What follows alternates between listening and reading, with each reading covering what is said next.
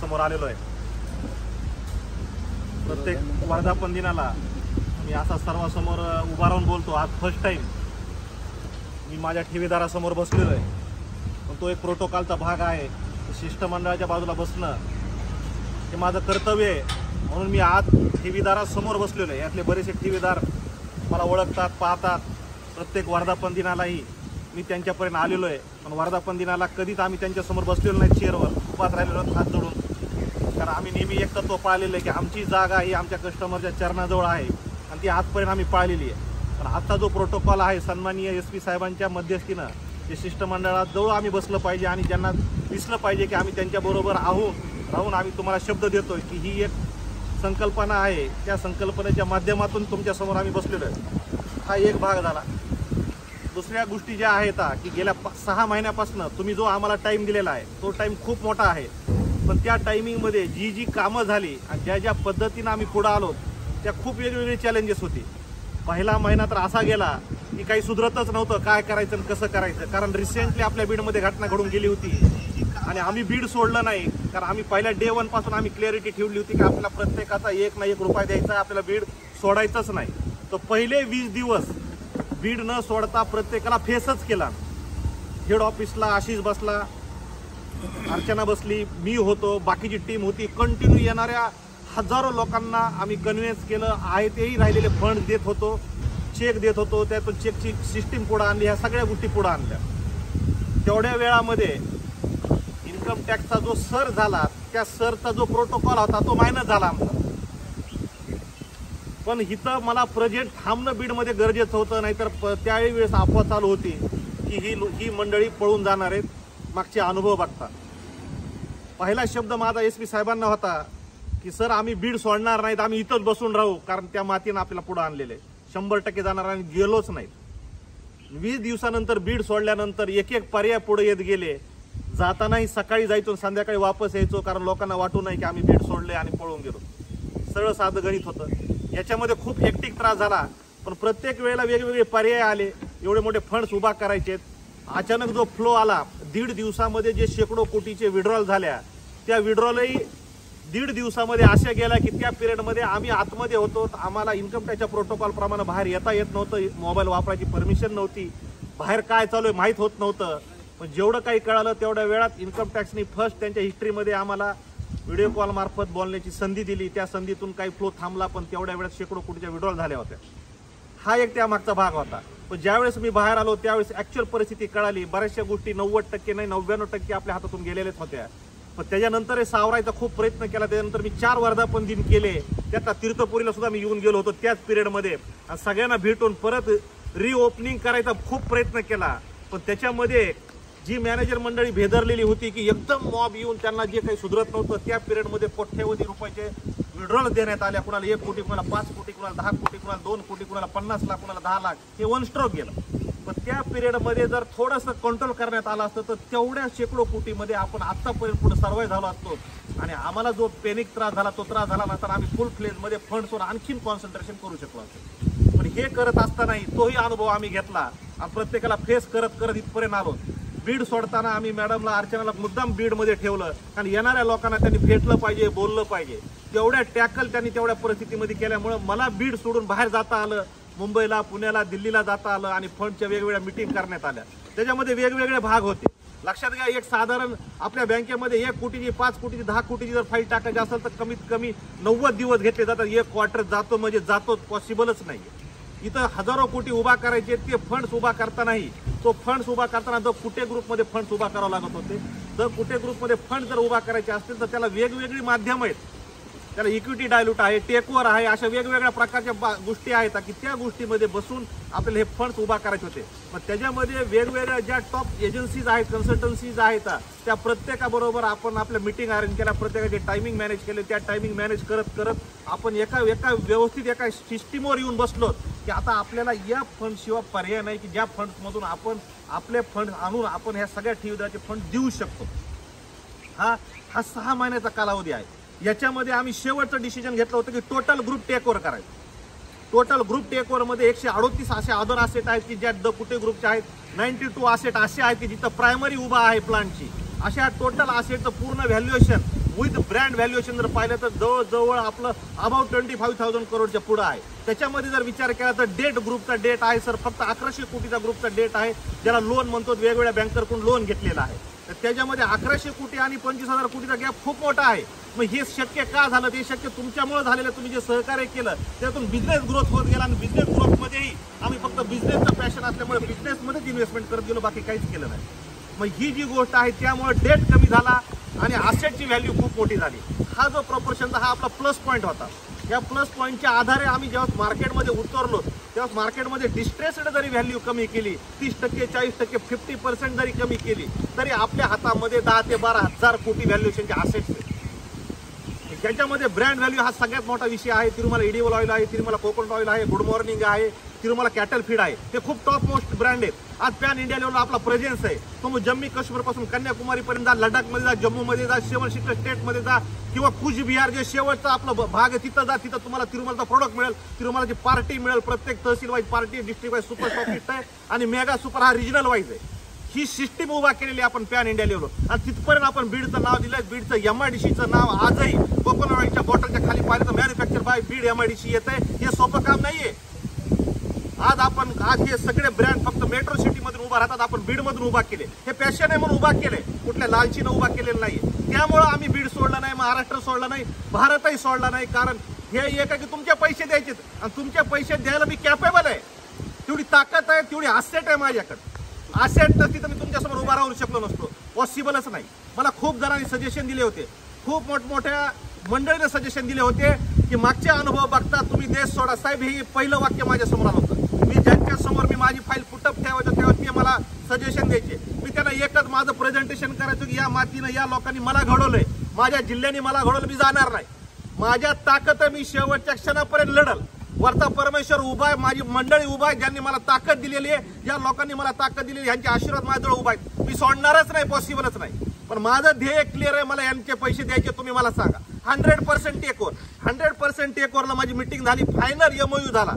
या MOU मध्ये माझ्या साईन झाल्या, आर्केच्या साईन न्यायला बीडला गेले. कारण त्याच्यामध्ये जेवढ्या कंपन्या प्रायव्हेट लिमिटेड आहेत त्याच्यामध्ये मी आणि मिसेस डायरेक्टर आहोत. त्यामुळे पुढच्याला ही प्रोसिजर सोपी झाली. सोपी झाल्यानंतर टेकओव्हर केल्यानंतर त्यांनी बिझनेस व्हॅल्युएशन करायचं ठरवलं. 6,500 कोटीचा ऑथराइज रेव्हेन्यू आहे. ज्या रेव्हेन्यूच्या बेसवर ज्याला इबिटा मार्जिन कॅल्क्युलेट करून रिव्हर्स कॅल्क्युलेशन व्हॅल्युएशन काढलं, त्या व्हॅल्युएशन मध्ये बसलं.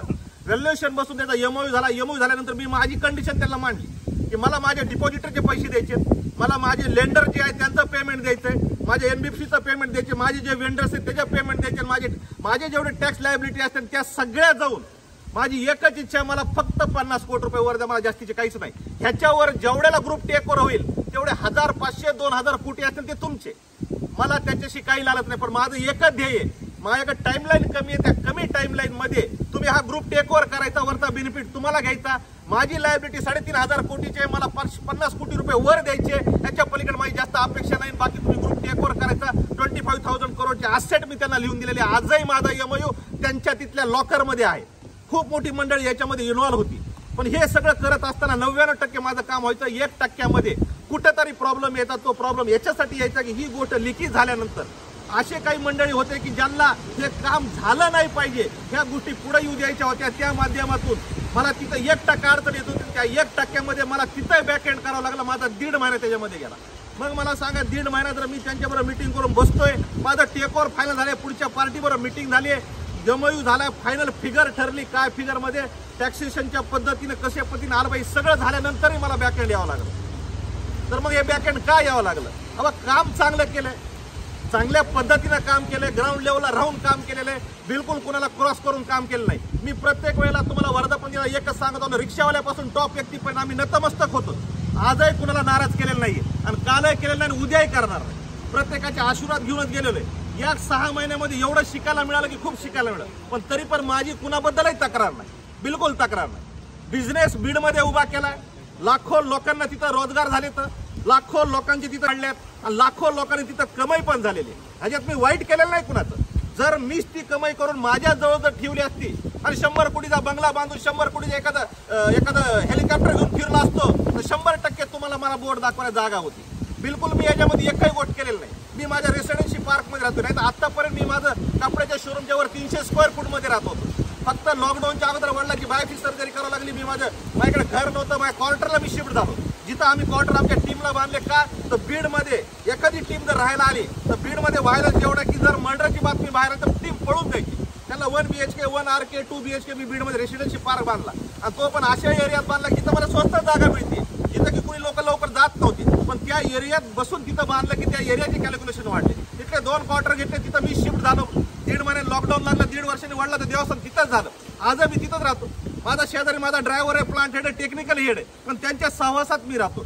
जर माझं लालच मोठी असते शायद मी 50 कोटीचा बंगला बांधू शकतो ना, पॉसिबल नाही. पण 50 कोटीमध्ये जर आपण एक उद्योग उभा केला तर 100 जणांना आपण रोजगार देऊ शकतो. पॅशन एवढं ते, बाकी काहीच नाही. काय केलं याच्यामध्ये? आज 250 लेडीज मॅडम तिथं बसून सांभाळतात.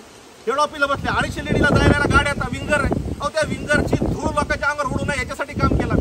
कुणाची तक्रार आली, ड्रायव्हर फास्ट गाडी चालवतो तर आम्ही त्याच्यावर अगोदर ऍक्शन घेतो. मुलींची जायची याची सेफ्टी केली. त्या हेड ऑफिसला मॅडम मध्ये तिथं फक्त मोजून 10 मुलं येतं, खाली सिक्युरिटी आहे. त्या मुली कोण आहेत? ज्या मुलींना शेतावर खुरपी करून शेतं खुरपत होत्या त्या मुलींना जागेवर जाऊन आमच्या याच्यावर इंटरव्ह्यू घेतले, त्या मुलींना जॉब दिले. त्यांना माऊस पकडायचं शिकवलं मॅडमनी. त्या मुली आज जॉब करतात, त्या सगळ्या कंपनीच्या पेरोलवर आहेत. त्यांचे नवरे काम करत नाहीत पण हे काम करत, यांच्या जीवावर त्यांच्या मुलांचं एज्युकेशन चांगलं होत होतं. मग हे पण केलं ना, ह्याच्यात वाईट नाही केलं, काही चांगलंच केलं. आणि लक्षात घ्या, ज्ञानराधाचे आज लाखो कस्टमर आहेत साहेब. ज्ञानराधाला व्याज देताना मी ज्या वेळेस माझ्यासमोर सिनियर सिटीजन बसतो, सिनियर लोक बसतात, काही मजूर करणारी मंडळी बसतात, ज्यांना ह्याच्यातल्या व्याजावर त्यांचं चालतं, बसून घरी बसून आरामात काम न करता येईल, त्याच्यापेक्षा सॅटिस्फाईड मला काहीच नव्हतं. मी म्हणत या मंडळीसाठी जर आपण रिस्क घेत असेल तर परमेश्वर मागं उभा आहे आपल्यासाठी, कधी पण काहीच अडचण नाही. आणखीन रिस्क घेऊन आपण काम करू, एवढंच काम केलं. का तर प्रत्येक वर्धापन दिनाला मी प्रत्येकाला भेटत होतो. काही असे सिनियर लोक होते की ज्यांचे लाख रुपये होते पण त्या लाखावर त्यांना 2,000 रुपये व्याज मिळतं. त्या 2,000 त्यांची दोघा नवरा बायकोची फॅमिली चालायची. मला समाधान वाटायचं. ते म्हणायचे ह्या लाख रुपयामुळे आम्ही कामाला जात नाही. त्याच्यापेक्षा वेगळं समाधान काय? मी स्वतःला खूप समाधानी मानायचो की अरे आपण ह्यांच्यासाठी रिस्क घेऊन काम करतो तर काहीच अडचण नाही, कारण परमेश्वर आपल्या इथून मार्ग देईल 100%. कारण त्यांचे आशीर्वाद आपल्या बरोबर आहे. ही काम केलेली पद्धत आहे. ज्यांचे मोठी अमाऊंट आहे साहेब त्यांना मी व्याज दिलेले, त्यांच्या त्या व्याजावर त्यांच्या बिझनेस डेव्हलप झाले, प्रत्येक गोष्ट डेव्हलप झालेली. 17 वर्षामध्ये ज्ञानराधानी 3 संकट बघितले, पण 3 संकटामध्ये ज्ञानराधानी एकाही कस्टमरला व्हायबल होऊ दिलेलं नाही. हे पहिलं संकट आहे. फक्त मी बाहेर नसल्यामुळे ज्ञानराधा व्हायबल झाली. जर मी बाहेर असतो तर ज्ञानराधा हे व्हायबल झाले नव्हते. कुठल्याही बँकेने कोविडमध्ये पैसे दिले नाही साहेब. ज्ञानराधानी कोविडमध्ये बेडवर जाऊन लोकांना पैसे दिले. तिथपर्यंत आम्ही हजार रुपयासाठी आम्ही आमच्या गाड्या वापरल्या, डिझेल टाकलं, पण ज्ञानराधाला खर्च होऊ दिला नाही. नोटबंदीमध्ये लोकांना पैसेच पुरवले, लोकांना कुठूनही आणून पैसे पुरवले. व्यापाऱ्यांच्या पाया पडलोत आम्ही, पण यांना पैसे तुम्ही आमच्या बँकेत भरा आणि लोकांना आज 10,000ची गरज आहे ते द्या. 10,000साठी आम्ही आमची कॅशची टीम कंटिन्यू फिरवली, पण लोकांना पैसे नोटबंदीमध्ये सुद्धा कमी पडू दिले नाहीत. 2 घटना ज्ञानराधे बाबतीत घडल्या, त्यातून आम्ही सर्वाय झालो का आता काम चांगलं होतं. म्हणून जर 17 वर्षात जर आम्ही तुम्हाला त्रास दिला नाही, 17 वर्षात मी तुमच्या समोरच उभा आहे. 17 वर्षात मी तुमच्या ब्रँचला आल्यानंतर कधीच तुमच्या समोर बसलो नाही. 17 वर्षात मी मार्केटमध्ये पायी फिरलो, लोकांच्या दारात फिरलो, फक्त बिझनेससाठी फिरलो. पण त्यावेळेस मी कधी तुमच्या चेअरवर बसलो नाही. तुम्ही मला तुमच्या आदराने तुमच्या दुकानात आल्यानंतर तुमच्या चेअरवर बसलो, पण मी कधी तुमच्या चेअरवर बसलो नाही. तुमच्या बाजूच्या चेअरवर बसलो, कारण त्याचा अधिकार माझा नाहीये. का तर मी एक व्यापारी आहे. व्यापाऱ्यांनी व्यापार केला पाहिजे आणि तो पण नतमस्तक होऊनच केला पाहिजे, कमरेपाशी खाली वाकूनच केला पाहिजे. हे मी माझ्या टीमला शिकवलं, अगोदर माझ्यात इम्प्लिमेंट केला, नंतर टीम मध्ये केलं. असं मी प्रत्येक वर्धापन दिनाला माझा दिवसभर स्पेंड करतो आणि प्रत्येकाच्या दारात गेलेलो आहे. आणि हे तुम्ही सगळ्यांनी बघितलेलं आहे. मला मी सांगतोय हिथं म्हणून नाही, प्रत्येकाने तुम्ही मला बघितलेलं आहे, सांगितलेलं आहे, ऐकलेलं आहे. आणि आजही मी तेच सांगतोय, काल आहे तुम्हाला तेच सांगितलं, उद्या माझे तेच शब्द राहणार. ह्याच्या पलीकडे दुसरं काहीच राहणार नाही. आणि काम केलेले ज्ञानराधामध्ये पण येताना ज्ञानराधा बँकिंग आहे, त्याला एक बिझनेसच्या पद्धतीने सांभाळलंय की आपण लोकांच्या दारात गेलं पाहिजे. 12 महिने लोक आपल्याकडे येतात, आपण एक वेळेस आपण लोकांच्या दारात गेलं पाहिजे. As a promoter, as a chairman, as a आपण मालक म्हणून लोकांच्या दारात गेलं पाहिजे, कारण बिझनेस आहे तो आपला. मग तिथपर्यंत आम्ही तुमच्या दारात आलो, बिझनेस डेव्हलप केला, तुम्हाला तिथपर्यंत आणलं, सर्व्हिस दिली. सर्व्हिसच्या बाबतीत जर सिंगल जणांची तक्रार आली तर मी तुम्हाला प्रत्येक वेळेला शब्द दिला, तो मॅनेजर त्या खुर्चीवर राहत नव्हता. हे तुम्ही पण अनुभवलेले. जर मॅनेजर बद्दल कुणाबद्दल तक्रार आली तर तो माणूस कधी त्या ज्ञानराधामध्ये राहूच शकत नव्हता, पॉसिबलच नाही. त्यामुळे घेताना आम्ही यंग टीम घेतली की जी तुमच्यासमोर वाकली पाहिजे, ज्याच्यामध्ये इगो आला नाही पाहिजे. हे मी तुम्हाला वारंवार सांगितलेले. म्हणजे ह्या ज्या काही गोष्टी आहेत, या ज्या गोष्टी तुमच्यासमोर मांडलेल्या आहेत, त्या गोष्टी खूप महत्वाच्या आहेत की त्या पद्धतीने आपण पुढे आलेलो. प्रत्येक गोष्ट काम करताना आम्ही कधी कुणाबरोबर कॉम्पिटिशन केलेलं नाहीये. कारण कॉम्पिटिशन का नाही केलं की प्रत्येकाने स्वतःबरोबर कॉम्पिटिशन केलं पाहिजे, इतरांबरोबर कॉम्पिटिशन केलं नाही पाहिजे. प्रत्येक मोठ्या बँकेला, मोठ्या संस्थेला आम्ही मदर संस्था, मदर बँक म्हणून मानलेले, त्यांच्यासमोर नतमस्त झालेलो, त्यांच्याकडून शिकून आम्ही पुढे आलेलो. काम करताना प्रत्येक अनुभव आले, प्रत्येक अडचणी आल्या, त्या अडचणीतून आम्ही मार्ग काढीत पुढे आलेलो आणि खूप चांगल्या पद्धतीने मार्ग काढले. मग हे मार्ग काढताना जी घटना जर कुठे ग्रुपमध्ये इन्कम टॅक्सचा सर्च झालाय तर त्याचा ज्ञानराजा काही संबंध नाही. पण तरी पण काही अफवा काही मंडळीनं जाणून बुजून पसरवल्या. त्याच्यामध्ये ज्या लोकांचे खरंच पॅनिक होत होते ती लोकांनी गर्दी केली आणि ती गर्दी केल्यामुळं वन टाइम विड्रॉल झाली. ह्या ज्या गोष्टी मी पाहिल्यात, माझ्या नजरेनी डोळ्यांनी बघितल्यात, त्या सगळ्या अनुभवल्यात. पण मला त्रास एकाच गोष्टीचा होतो. 17 वर्ष मी ज्ञानात एका कस्टमरला त्रास होऊ दिला नाही. आज माझ्यामध्ये त्यांना त्रास होते. 27 वर्ष झाली मी बिझनेसमध्ये आहे. जिथून माझी सुरुवात आहे माझ्या बिझनेसची तिथंच मी आज स्वतःला उभा पावतो. बाकी विषयच काय. मला असं वाटत नाही की आपण बिझनेस एवढा उभा केलाय त्या लाईमलाईटमध्ये मी कधीच नसतो आणि त्या आविर्भावातही कधी नसतो. त्यामुळे मी माझी जमीन कधीच सोडलेली नाही. आज नाही, काल नाही, उद्याही सोडणार नाही. कारण मला गॅरंटी आहे की द कुठे ग्रुप जे तुम्हाला आज दिसतोय ह्याच्यापेक्षा 10 पट पुढे गेल्याला दिसन. हे तुम्हाला माझी शब्द आहे. ज्ञानराजा जी आज इथं दिसतीये ती ज्ञानराजाची हिस्ट्रीमध्ये एक नोंद होणार आहे. ती नोंद मी तुम्हाला थोड्या वेळी सांगणार काय होणार आहे. ह्याच्यामध्ये मी मागे हटलेलं नाही. जर मला परमेश्वर प्रत्येक पावलावर जर मला सोल्युशन देत असेल तर मी मागं काय यायचं. फक्त त्याला हिंमत लागते. हिंमत कधी येते जर तुमच्यात प्रामाणिकपणा असेल तर तुमच्यामध्ये हिंमत येते. नाही तर हिंमत येत नाही साहेब, पॉसिबलच नाही. जर तुमच्या ओठात एक आणि मनात एक असेल तर तुम्ही काहीच करू शकत नाही. शक्यच नाही, पॉसिबलच नाही. मनात आणि ओठात एकच आहे की प्रत्येकाला 1-1 रुपये द्यायचा आणि शेवटच्या दिवसापर्यंतच्या व्याजासहित द्यायचं. असं नाहीये की तुम्हाला कुठेतरी फक्त मुद्दलच द्यायची आहे, असं नाही, बिलकुल नाही. कारण काम तुमच्यासाठी केलंय तर तुमचं नुकसान होणार नाही. माझा प्रत्येक वेळेला तुम्हाला शब्द होता की तुमचं ज्ञानराजा कुठे ग्रुप कधीच नुकसान करणार. जर कुठे ग्रुपच्या पार्टीने त्यांचं नुकसान पार्टीचं केलं नाही तर तुमचं नुकसान कसं करू आम्ही. आणि तुम्हाला जर आम्ही फॅमिली मेंबर मानत असतो तर हे पॉसिबलच नाही, शक्यच होणार नाही अशा गोष्टी. पण डिले झाला, डिले व्हायला वेगवेगळ्या गोष्टीत हे प्रत्येक वेळेला प्रत्येक ठिकाणी जाणं, प्रेझेंट करणं, बाकीच्या ग्रुपच्या सगळ्या गोष्टी प्रेझेंट करणं, ह्या सगळ्या गोष्टीमध्ये तो वेळ गेला. त्या वेळेमध्ये आपण ज्यावेळेस सगळे प्रोटोकॉल बघितल्यानंतर आम्हाला एक गोष्ट अशी समजली की आपण याच्यामध्ये फॉरेन फंडच्या पद्धतीने आपण पुढे येऊ शकतो. जी फंडची जी गोष्ट आहे ती गोष्ट आपण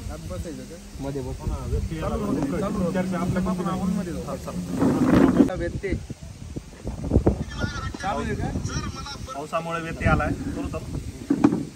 एकच मिनिट बघतोय मी, चेक करायला. हा, नेटवर्क आणि पावसामुळे अशा गोष्टी आता वेळ पाऊस आहे, वातावरण आहे, बऱ्याचशा मागच्या गोष्टी सांगण्यात हे नाहीये. पण सगळ्यात महत्वाची गोष्ट आहे की आपण हे जे फंड कुठे ग्रुपमध्ये कसे आणतोय हा एक सगळ्यात महत्वाचा मुद्दा आहे की जो आपल्याला ज्ञानराजाला कसे द्यायचे. याच्यामध्ये हे 2-3 पॉईंट्स आहेत की ज्या पॉईंट्समध्ये मागच्या मीटिंगमध्ये शिष्टमंडळाने सगळे डॉक्युमेंट्स वगैरे व्हेरीफाय केले, सगळ्या गोष्टी बघितल्या. याला एक सिस्टीम आहे की सिक्युरिटायझेशन व्हेकलच्या माध्यमातून हे फंड्स येतात. सिक्युरिटायझेशन व्हेकल म्हणजे काय आहे, हे लक्झमबर्गमध्ये आहे. याच्यामध्ये मिनिमंट्रा रिसर्च एजन्सी ही जी कंपनी काम करते लक्झमबर्गमध्ये आहे. त्याच्या माध्यमातून टोटल ग्रुपचे जे असेट्स आहेत ते असेट सिक्युरिटाईज केला जातात. सिक्युरिटाईज करून त्या असेटचं सिक्युरिटायझेशन करून KPMG सारख्या एक ग्लोबल वर्ल्ड कंपनी आहे त्याच्या माध्यमातून त्याला गुगल मॅपिंगद्वारे व्हॅल्युएशन आणि त्याला टॅग करून त्या सिक्युरिटाईज केल्या जातात. ही एक सिस्टीम आहे. ह्या सिस्टीममध्ये ही मंडळी ती काम करते आणि ते काम करत असताना याला सिक्युरिटायझेशन म्हणलं जातं. जर आपण गुगलवर जर चेक केलं सिक्युरिटायझेशन व्हेकल काय आहे याच्यामध्ये तुम्हाला सगळ्या गोष्टी कळतील की ही एक वेगळी पद्धत आहे. आपल्याकडे 2 गोष्टी फॉरेन इन्व्हेस्टमेंट पाहिल्या जातात, एक FDI आणि ECB. पण ह्याच्या व्यतिरिक्त या गोष्टी आहेत की ज्या सिक्युरिटायझेशन व्हेकलच्या माध्यमातून आपण ते फंड्स उभा करू शकतो की ज्याच्यामध्ये आज आपल्याकडे 25,000 कोटीचे असेट्स आहेत त्याच्या अगेन्स्ट आपल्या 10,000 कोटीचे सिक्युरिटायझेशन व्हेकलच्या माध्यमातून HSBC ग्लोबल इन्व्हेस्टमेंट कंपनीच्या माध्यमातून या बँकेच्या माध्यमातून आपल्या 10,000 कोटी रुपये सँक्शन झालेले आहेत. ती सँक्शन पिमको थ्रू आपल्याकडे आलेले आहेत. त्याच्यामध्ये 2,000 कोटी रुपये 1250 आणि 750 कोटी रुपये आपल्याकडे आलेले ते INR मध्ये कन्वर्ट झालेले आहेत, जे की फॉरेक्स मधून इकडे आलेले 26 तारीख 26 फेब्रुवारी आणि 4 मार्च. याच्यानंतरचा जो डिले झालाय की जो डिले टेक्निकल आस्पेक्टच्या माध्यमातून तो डिले होत गेला आणि तो डिले होत तो आपण आतापर्यंत आलो की ज्यांनी आम्हाला जशा तारीख दिल्या त्या तशाच तारीख आम्ही पुढे गेल्यात. कारण आम्हाला सगळ्यात मोठा आनंद आहे की ज्याच्यासाठी आम्ही फंड उभा केले त्यांना लवकरात लवकर ते फंड जावेत. त्यांनी आम्हाला 5 तारीख दिली, आम्ही तुम्हाला 5 तारीख दिली. त्यांनी आम्हाला 10 तारीख दिली, आम्ही तुम्हाला 10 तारीख दिली. याच्या पलीकडे दुसरं काहीच नाहीये. 100% तुम्हाला तुमच्या मनामध्ये येणं हे साहजिक आहे की आम्ही तारीख पे तारीख देतोय, पण त्याच्या मागच्या भावना तुम्ही लक्षात घ्या की आम्हालाही पुढून जशी तारीख येते त्याच पद्धतीने आम्ही तुम्हाला तारीख देतोय. हा एक भाग झाला.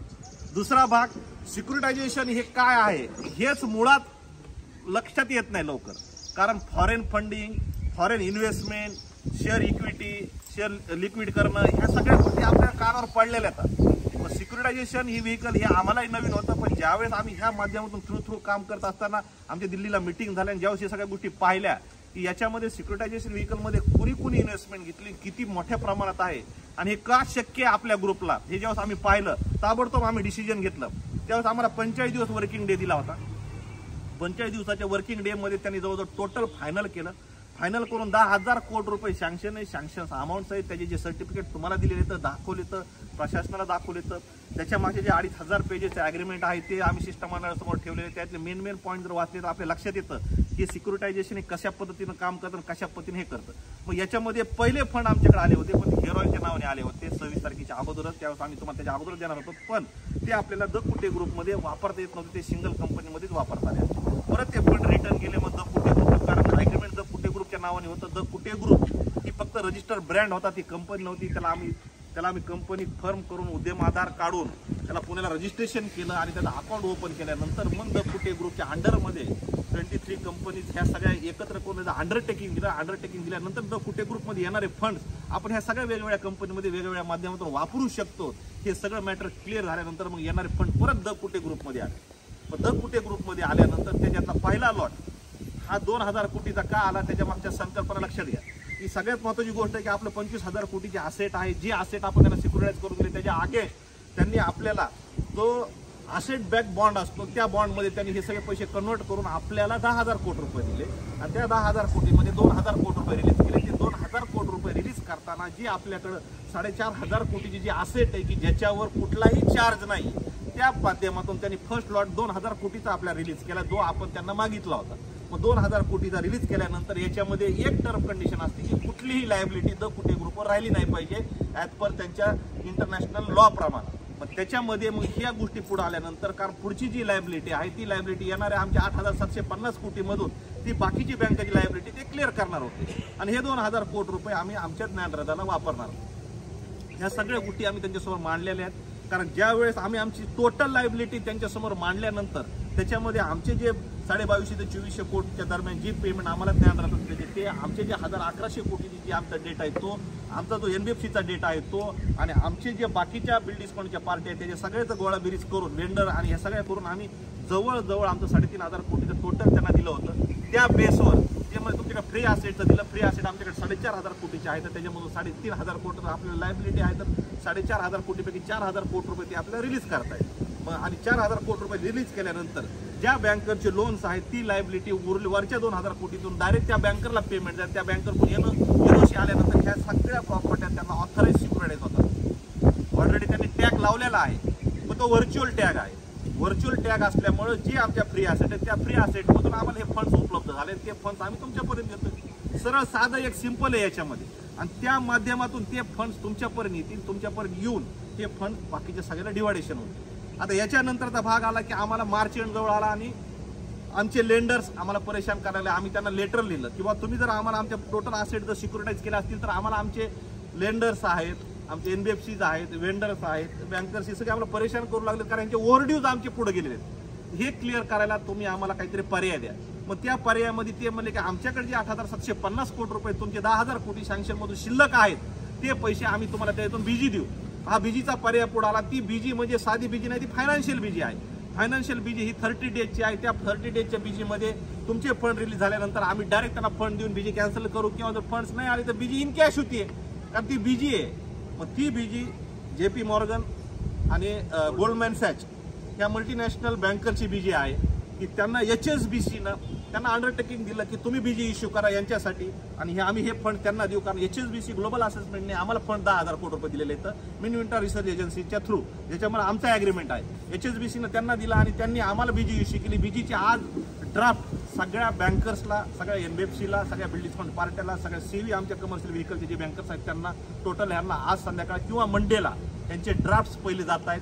ते ड्राफ्ट गेल्यानंतर बीजीचे त्यांनी ॲक्सेप्टन्स करायचं आहे की ज्यांच्यामध्ये पूर्ण लिस्ट आम्ही त्यांना दिली, त्यांचे मेल ID दिले, तर त्या मेल IDवर हे ड्राफ्ट जातील. आमची जी लॉयर फर्म आहे जी अग्रवाल धावणुका जी नरिमन पॉईंटला बसती त्यांच्या मार्फत ते लेटर्स ते पूर्ण बँकर्सला सगळ्याला जातील. त्यांनी त्याच्यावर ॲक्सेप्टन्स द्यायचा. ॲक्सेप्टन्स झाल्यानंतर विदिन 24 आवर्समध्ये त्यांना ती बीजी इश्यू केली जाते. ती बीजी इश्यू झाली म्हणजे त्यांना त्यांचे ओव्हरड्यूज आणि क्लोजर अमाऊंट पूर्ण फुलफिल होतात. हे झाल्यानंतर कंप्लेन्सीचा पार्ट सगळा संपून जातो आणि ऑलरेडी तो संपलेलाच आहे. तर ते सगळं अंडरटेकिंग द्यायला चालू झालेले आहे. अंडरटेकिंग सगळे दिले त्यामुळे ते कंप्लेन्सी सगळे थांबले. तर त्या कंप्लेन्सी कंप्लेंट पण केलेल्या आहेत. मग याच्यामध्ये काय केलं तर बँकरचं जे ओव्हरड्यूज आहेत, जी ओव्हरड्यूची अमाऊंट आहे ती बीजीमध्ये कन्वर्ट झाली. जे बिल डिस्काउंटिंगच्या आमच्या पार्ट्याज आहेत, जे एनबीएफसी आहेत, त्यांचं क्लोजर अमाऊंट आम्ही देऊन टाकले. मग क्लोजर अमाऊंटचीच डायरेक्ट त्यांना बीजी यायला लागले. जे आमच्याकडे सिव्हिल लोन आहे, ज्याला आपण कमर्शियल लोन म्हणतो, त्यांची पण क्लोजर अमाऊंट आम्ही त्यांना दिलेली आहे आणि क्लोजर अमाऊंटचीच बीजी त्यांना जाते. मग आता हे दोन तर लायबिलिटी क्लोज होऊ लागल्यात आमच्या. एकच लायबिलिटी राहणार आहे की जे बँकरचं लोन आहे, पण त्याच्यावरची ओव्हरड्यू अमाऊंट जाते. जी मार्चवर जी आम्ही ओव्हरड्यू अमाऊंट त्यांना दिलेली ती पूर्ण त्यांची क्लोज होते. मग सेकंड लॉट जो आमच्याकडे येतोय त्या सेकंड लॉटमध्ये पूर्ण बँकरचं जे 900 कोटी रुपये काहीतरी शिल्लक राहतील, 800 कोटी रुपये फक्त ग्रुपवर, हे कारण बाकीचं सगळं क्लोज आहे, तर ती ऑटोमॅटिक ती लायबिलिटी HSBC थ्रू ती डायरेक्ट क्लोज होऊन जाईल. कारण का की ह्या सिक्युरिटायझेशन व्हेकलमध्ये ज्यावेळेस आमचं अंडरटेकिंग झालं त्याच्यामध्ये तुम्हाला कुठल्याही बँकरकडून लोन घेता येणार नाही किंवा तुम्हाला ती लायबिलिटी ठेवता येणार नाही. कारण आम्ही तुम्हाला 10,000 कोटी रुपये आम्ही तुम्हाला देत आहोत. तर या ज्या गोष्टीमध्ये ती आम्हाला ते मॅन्डेट आम्ही साईन केलेलं आहे. मग ते 5 वर्षाचं आहे. 5 वर्ष करताना जर तुम्हाला दरवर्षी बिझनेस ग्रोथला जर हे फंड कमी पडले तर दरवर्षी तुम्हाला 10,000 कोटी रुपये दिले जातील आणि दरवर्षी तुमची असेटची व्हॅल्यू आणि त्या बॉन्डची व्हॅल्यू वाढत जाते. आणि 5 वर्षात आम्ही कमिटमेंट केलं की कुठे ग्रुप 1 लाख कोटीचा आम्ही करून देऊ. मग हे करत असताना यांचा बेनिफिट काय, त्याचा रेट ऑफ इंटरेस्ट 1% आहे. प्लस जो प्रॉफिट आहे, प्रॉफिटमध्ये शेअर जो आहे, प्रॉफिट मार्जिनचा जो शेअर आहे तो त्यांना तो जाणार आहे. ह्या 2 गोष्टींमध्ये त्याच्यामधलं ॲग्रीमेंट आहे की मग ते ॲग्रीमेंट करण्यासाठी आम्ही त्यांना टाईमलाईन घेतली. ती टाईमलाईन म्हणजे काय टाईमलाईन आहे किंवा तुमचे पैसे दिल्यानंतर बिझनेसमधली लायबिलिटी कमी झाल्यानंतर बिझनेस आम्ही त्या लेवलवर रन करून देऊ तुम्हाला आणि त्याची जे रिव्हेन्यू मॉडेल आम्ही त्यांच्यासमोर मांडले तो रिव्हेन्यू मॉडेल तुम्हाला कम्प्लीट करून त्याचं प्रॉफिट मेकिंग करून देऊ. मग त्याच्यानंतर ते आपल्याला दरवर्षी 10,000 कोटी रुपये देतात. त्याचं 5 वर्षाचे ॲग्रीमेंट आहे. हे ॲग्रीमेंट मिनिमिंट्राचं ॲग्रीमेंट ह्या सगळ्या गोष्टी आणि 10,000 कोटीचं जे सँक्शन आहे सगळं RBI पर्यंत गेलेलं आहे. RBIला ऍक्सेप्ट केलेलं आहे. 10,000 कोटीला ऍक्सेप्ट केल्यानंतर 2,000 कोटी फंड आपले पूर्ण त्यांच्या फॉरेन डिपार्टमेंटमधून INR मध्ये कन्वर्ट झाले. INR मधून कन्वर्ट होऊन ते आपल्या अकाउंटला येऊन त्याचा होल्ड लागलेला. तो होल्ड निघण्यासाठी सगळ्या क्युरीज कंप्लीट झालेल्या आहेत. त्याला आणखीन काही टाइमलाईन लागणार आहे. त्या टाइमलाईनमध्ये बीजी इश्यू झाली की त्यातल्या बऱ्याचशा गोष्टी क्लिअर होऊन जातात. हा बीजी, त्यामुळे बीजीवर आम्ही हायलाइट केलं. बीजी गेला तो क्लिअरन्स येतो, तो क्लिअरन्स आला ते फंड येतात, फंड आले ते फंड तुम्हाला द्यायला चालू होते. ह्याच्या सरळ साधं एकदम सिंपल लॉजिक आहे. याच्यामध्ये आता एक गोष्ट आहे की सिक्युरिटायझेशन ही पद्धतच सगळ्यांच्या डोक्यावरून जाते कारण हे प्रोडक्ट आणि ही पद्धत ही सगळी नवीन आहे. पण ऑल ओव्हर ग्लोबल विचार करता ही कंटिन्यू यूज केलेली पद्धत आहे आणि ही पद्धत आपल्या इंडियामध्ये पण जे टॉप बिझनेस फॅमिली हाऊसेस आहेत त्याचा वापर करतात. आम्हाला ही पद्धत मिळाली, ऍक्सिडेंटली मिळाली की हा सर्च आला, ज्ञानराधा व्हायबल झाली, त्यात आम्ही व्हायबल झालो. आम्ही दारोदार फिरलो फंडसाठी की तुमचे पैसे द्यायचे आम्हाला, कुठं गेलं पाहिजे, काय गेलं पाहिजे. शेवटी ग्रुपही विकून टाकू, काही अडचण नाही. आपण आपल्या हिमतीवर उभा केला, आणखीन उभा करू, कारण तुमच्या बरोबरच राहून काम करायचंय. तर तिथपर्यंत आम्ही सगळं केलं होतं. त्यात आम्ही मागं नाही हटलो. तुम्हाला खरं वाटत असेल मला माहित नाही, पण ह्या गोष्टी तुमच्या कानावर आल्या असतात. तिथंही आम्ही बिलकुल मागं का तर मनात एकच ध्येय की आपल्याला सगळ्याचे पैसे द्यायचे, बाकी विषय काहीच नाही. मग त्यासाठी ग्रुप गेला हरकत नाही, पण माणसं महत्वाची तर आपल्याला, ज्यांनी आपल्यावर प्रेम लावलं, ज्याच्यामुळे आपण आज उभा आहोत. मग ही गोष्ट करत करत आम्हाला ही इन्व्हेस्टमेंट जवळ आली. मग ही इन्व्हेस्टमेंट सिक्युरिटाईज केल्यानंतर, सिक्युरिटाईज म्हणजे सरळ साधं गणित काय की असेट ही त्यांच्याकडे मॉर्गेज केली जाते व्हर्च्युअल पद्धतीनं. ती गोष्ट आहे. ज्यावेळी ते फंड्स येतात त्यावेळेस ह्याचे सगळे डिटेल्स त्यांच्याकडे जातात. कारण ह्याचे गुगल लिंक्स आम्ही त्यांना दिलेले आहेत, त्याचे व्हर्च्युअल व्हॅल्युएशन त्यांनी काढलेले आहेत, त्या सगळ्या गोष्टी त्यांच्या दिल्या आहेत. आणि कंटिन्यू डे टू डे आम्ही मॉनिटरिंग मध्ये आहोत. आपल्याकडे 8 दिवस असं तर तिकडे रात्र असते. आम्ही रात्रभर 2:30 वाजेपर्यंत त्यांच्यावर कंटिन्यू आमचं टॉकिंग असतं. आजही इकडे येताना आमच्या 3 मीटिंग त्यांच्याबरोबर झाल्या की माझी फायनल मीटिंग मी माझ्या डिपॉझिट बरोबर आणि शिष्टमंडळासमोर बसतोय. तुम्ही मला जो डेट देता तुम्ही मला आणखीन एकदा क्लिअरिटी द्या, कारण ही डेट माझ्यासाठी आणि माझ्या परिवारासाठी, माझ्या ज्ञानराजाच्या परिवारासाठी ही शेवटची डेट असेल. तुम्ही मला आत्ताच सांगा. त्याच्यानंतर आम्ही त्यांच्याबरोबर फोन कॉलवर बोललो, कॉल मीटिंग घेतली, परत एकदा त्याच्यावर परत रिव्ह्यू झाला आणि तो रिव्ह्यू घेऊन परत एकदा तुमच्या समोर येताना आम्ही त्याच्यावर 3 वेळेस आमचं ब्रेनस्टॉर्मिंग झालं. कारण मला तुमच्या समोर येऊन, आज मी प्रत्येक वेळेला सिंगल येत होतो, आता मला शिष्टमंडळाच्या बाजूला बसून तुमच्या समोर मला डेट द्यायची आहे. मग ती डेट माझी फायनल आणि फुल असेल मग त्याच्यामध्ये जी डेट मला त्यांच्याकडून मिळाली ती खूप चांगली मिळाली, पण मी ती डेट तुम्हाला आज देऊ शकणार नाही, कारण मला त्याच्यामध्ये ब्रिदिंग टाइम ठेवून मला ती डेट मी तुम्हाला देणार आहे. कारण कशामुळं की आज परत तुम्ही तारीख पे तारीख म्हणणं ह्या गोष्टी नको आहेत आपल्याला, का त्याच्यामध्ये मी सगळ्या गोष्टी चर्चा केल्या, सगळ्या गोष्टीमध्ये मार्ग निघतोय, मार्ग निघलेला आहे. जी डेट आम्ही तुम्हाला देणार आहोत त्या डेटमध्ये ती डेट हायर साईडला असेल, पण त्याचे फंड त्याच्या अगोदरच येणार आहे, आल्याबरोबर ते चालूही करणार आहे. पण आज तुम्हाला शिष्टमंडळासमोर मला डेट द्यायची, कारण का लाखो ठेवीदार, लाखो ज्ञानराजा कस्टमरच्या बिहाफमध्ये शिष्टमंडळ आमच्या समोर आलेले आहे, आम्ही त्यांच्या बाजूला बसलो. म्हणजे ही मंडळी लाखो जणांची पोशिंदा आहेत आजच्या घडीला, आणि आज मला त्यांच्या समोर तुम्हाला डेट द्यायची, तर मला ती डेट त्या पद्धतीने द्यावी लागेल की जी डेट मध्ये त्या सगळ्या गोष्टी फुलफिल होतील. म्हणजे ह्या सगळ्या गोष्टी करत असताना ह्या पद्धतीने आम्ही पुढे जात आहोत. त्या पद्धतीने पुढे जात असताना माझं एक अनाउन्सिंग एकही राहील की माझ्या बँकर्सला, माझ्या NBFCला, माझ्या बिल डिस्काउंटिंगच्या पार्ट्याला आणि माझ्या वेंडर्सला की माझी बीजी तुमच्या नावाने येत आहे. तुम्ही लोकांनी कुठलीही लिगल ऍक्शन न घेता आपणही पेशन्स ठेवावेत, कारण का की मला माझ्या लाखो ठेवीदारांना मला पैसे द्यायचे आणि तुम्हालाही फंड द्यायचे. तुम्हाला मी माझी बीजी ऑथराईज देत आहे, त्या बीजीचे ड्राफ्टिंग तुम्हाला मंडेपर्यंत तुमच्याकडे येईल आणि पुढच्या वीकमध्ये बीजी तुम्हाला तुमच्या हातामध्ये मिळेल. त्यामुळे तुम्ही पण कुठल्याही लिगल ऍक्शनच्या फेजमध्ये राहू नका. बरं, लिगल ऍक्शन घेणं हा तुमचं कर्तव्य आहे, पण मलाही माझा अधिकार आहे त्या लिगलला फाईट करायला, आणि फाईट करायला माझ्याकडे एजन्सी आहे, मला असाही टाइम मिळेल. पण मला त्या रस्त्याला तुम्हाला न्यायचं नाही, मलाही जायचं नाही. मला फक्त टाइम पाहिजे, जो टाइम मला माझ्या देणेकऱ्यासाठी, माझ्या डिपॉझिटरसाठी, माझ्या ज्ञानराजासाठी आणि माझ्या द कुटे ग्रुपची ज्यांची लायबिलिटी माझ्याकडे आहे त्यांच्यासाठी. त्यामुळे मी त्यांनाही शब्द देतोय, सर टोटल द कुटे ग्रुपचे 750 वेंडर्स आहेत. 750 वेंडरची डिटेल लिस्ट त्यांना गेलेली आहे. 750 वेंडरचे त्यांना ड्राफ्टिंग पुढच्या वीकची, त्याच्या अगोदर माझ्या लेंडरची, माझ्या बिल डिस्काउंटिंगच्या पार्ट्यांची आणि माझ्या कमर्शियल व्हेकल, माझ्या व्हेकलच्या ज्या पार्ट्या आहेत, बँकर्स आहेत, त्यांना बीजी इश्यू होणार आहे. आणि त्यांची बीजी इश्यू झाल्यानंतर माझे जे 750 वेंडर्स आहेत त्यांना बीजी इश्यू होणार आहे. त्यामुळे वेंडरनी पण दम काढावा. त्याच्यामध्ये माझ्या जिल्ह्यातले माझे वेंडर्स आहेत, माझ्या महाराष्ट्रातले वेंडर्स आहेत, महाराष्ट्रातल्या बाहेरचे वेंडर्स आहेत की ज्यांची द कुटे ग्रुप देणं लागतं.